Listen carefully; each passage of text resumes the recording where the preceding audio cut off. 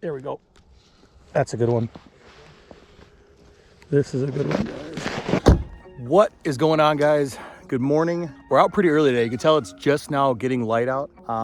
And because we did so well the last time we came out on the Wisconsin River, we decided to come and chase crappies again. But this time we switched it up a little bit. My buddy Dayton is out here with me, and he picked up some minnows this morning. So we're gonna throw out some like tip downs or snare rods and see if that helps us increase our catch rate. Some days they work great, some days you don't catch anything on them, but it was such a nice warm day forecasted today. It's supposed to be like 35 or something today. So we figured the holes will stay open, be easy to work with. Why not throw them down and see what happens? We're gonna jump in here. Already drilled the holes, drilled everything in the dark, figured give the fish time to settle down afterwards. But gonna grab the live scope and we're gonna jump in a hole and see what kind of fish are hanging around. So if you guys haven't yet, hit that subscribe button. Let's jump right in. All right, guys, so we're just getting our snare rod kind of dialed in here. I put that up a little bit higher, probably about right there in the water column. I'm gonna go grab a minnow.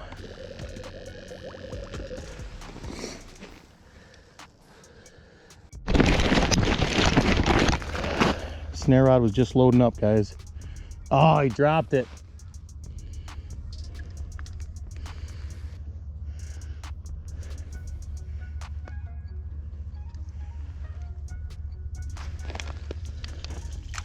Little tiny guy. Snare rod just went off, but not the right kind. He inhaled that minnow though. Holy man. See if I can get this thing out of there. He really had that thing. I think our minnow's still good. See you later, buddy. First fish of the morning. Those fish will get within freaking 10 feet and they literally turn to a 180 And go outside of it. Yep, that's exactly what I realized. Oh, there's one, guys. Little crappie. Little guy. On the 1-inch hog pours. Second fish of the morning. First one jigging. Another one. Oh, missed him. I swore I saw walleyes hugging the bottom because they were long and slender. And I was like, man, I swear those are walleyes. Like I just had another one swim through that I'm pretty sure is like, it looks like it's probably like an 18-inch walleye. Those have to be eyes, dude. I can literally see the entire shape of their body. Dang it, I had one come up and take a look at it and then went away that I thought was a walleye.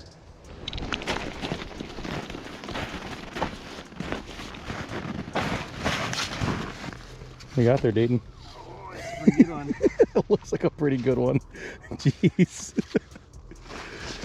Pretty good one. Yeah, I would say so. That is a monster crappie.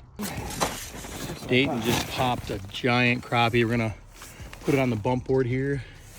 14. That is a 14-inch crappie. Mouth right there. Close. Oh, with the mouth closed. Yeah, mouth closed, just under 14, but man, what a beast of a fish. I mean, that is just absolutely gorgeous. Look how thick across the back it is too. Be a lot of food if you're gonna eat them, but we let those big ones go.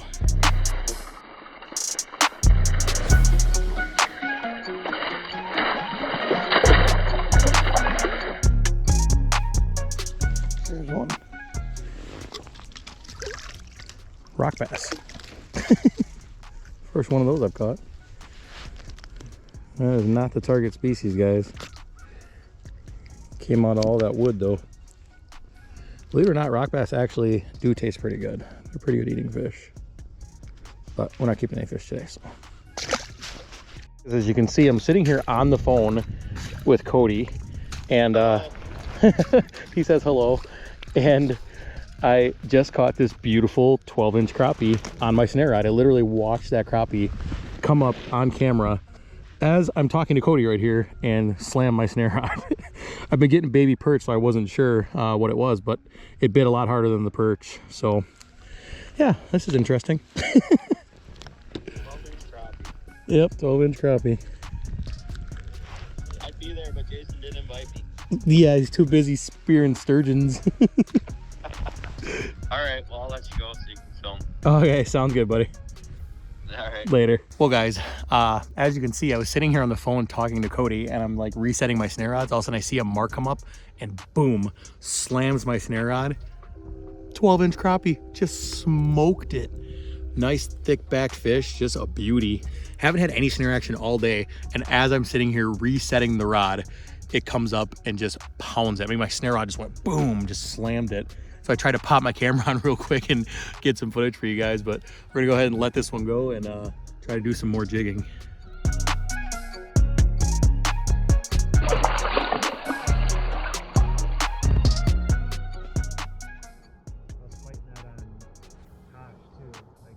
There we go. That's a good one. This is a good one, guys. He's stuck on my deucer, and oh my god. Oh my god. Guys, that fish just got stuck on my transducer, and it is a freaking giant. Look at that fish. Dude, that is a monster. It got stuck on the bottom of my transducer, guys, and I pulled the deucer up, and thank God I'm using live scope, and the deucer actually held the fish into the 8-inch hole. That is, look at the mouth on that thing. That is just a monster crappie. Jesus, that one's gotta be 14 inches. Came in all by itself.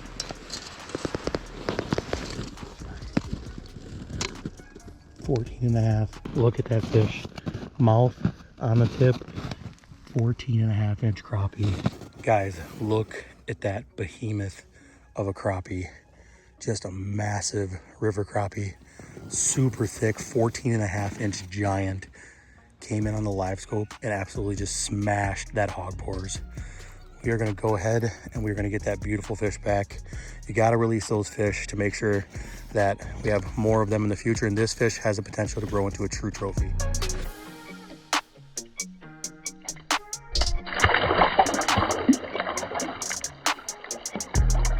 I wanted to take a moment to kind of talk to you guys a little bit about the setup that I'm using and what I'm using to catch those giant crappies.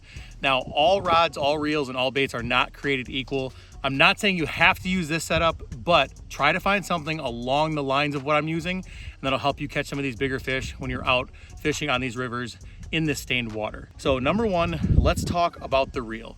This is the ICX Carbon from Piscifun.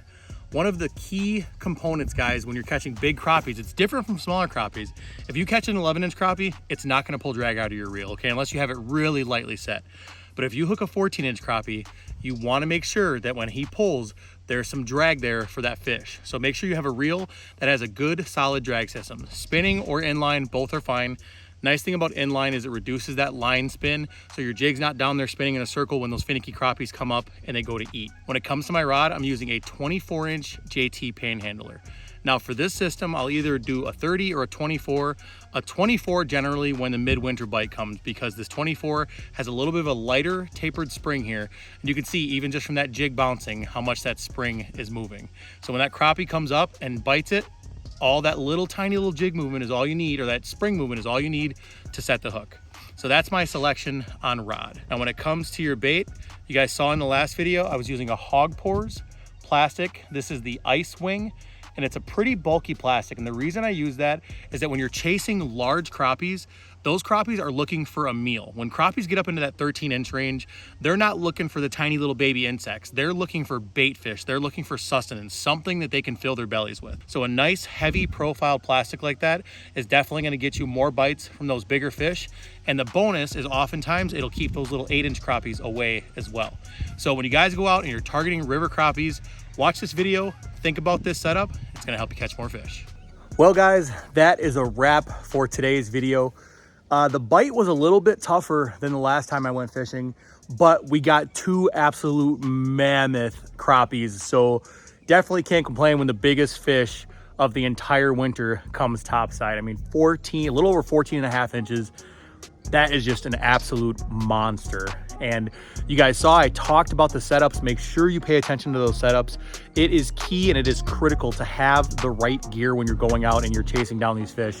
I cannot tell you how many times I've had my butt kicked by someone who was sitting right next to me using something different, and there was just that little tweak that needed to happen to make sure that you were on the fish. Definitely pay attention to that and gear yourself up for that for next winter. But guys, really appreciate you watching the video. Thank you so much for tuning in. If you haven't yet, please go ahead and hit that subscribe button and also hit that notification bell. That way you're notified every time we drop a video and you can be one of the first people to watch the video. Especially important when we get into giveaway season this spring. So make sure you hit the notification bell. Also, go down below and drop me a comment and let me know, are you ready for winter to be over? Are you ready for spring? Or do you still want ice fishing to continue for a couple more months?